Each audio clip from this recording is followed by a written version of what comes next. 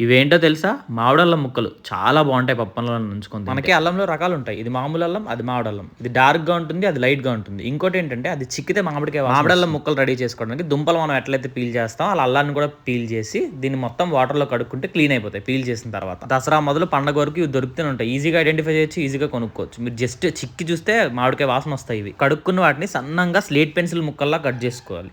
Cut చేసుకొని దాన్ని మధ్యలో కట్ చేసుకుంటే వీటిని తర్వాత మనం నిమ్మకాయ రసంలో ఊరబెడతాం. ఎంత సన్నంగా కట్ చేసుకుంటే అంత బాగా ఊరుతాయి అనమాట. అందుకని నేను చూపించిన విధంగా సన్నంగా కట్ చేసుకోండి ముక్కలు. నేను కట్ చేసుకున్న వాటికి నాకు ఒక ఫుల్ కప్ ఆఫ్ మామిడల్లం వచ్చింది. ఫుల్ కప్ ఆఫ్ మామిడల్లంకి 10-12 పచ్చిమిరపకాయలు తీసుకున్నా.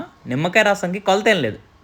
పచ్చిమిరపకాయలు, మామిడికాయ మనం ఎంతైతే తీసుకుంటో ఆ 2 ములగాలి నిమ్మరసంలో. అంతవరకు నిమ్మరసం పోసుకుంటూనే ఉండాలి. మామిడికాయ ముక్కలు, పచ్చిమిరపకాయలు, ఉప్పు, పసుపు, నిమ్మరసం. ఉప్పు చెక్ చేసుకొని వేసుకోండి. తక్కువైతే మనం యాడ్ చేసుకోవచ్చు కానీ ఎక్కువైతే మళ్ళీ కష్టం కదా. లాస్ట్‌లో కొంచెం వాము నలిపేసేసి మూత పెట్టేయండి. నెక్స్ట్ డే మధ్యాహ్నం మీరు తిన్న టైంకి రెడీ అయిపోతాయి. ఆ నిమ్మరసం పచ్చిమిరపకాయలకి, మామిడల్లానికి పట్టి పుల్ల పుల్లగా అన్నంలో తింటుంటే భలే ఉంటుంది. ఒక్కసారి ట్రై చేయండి.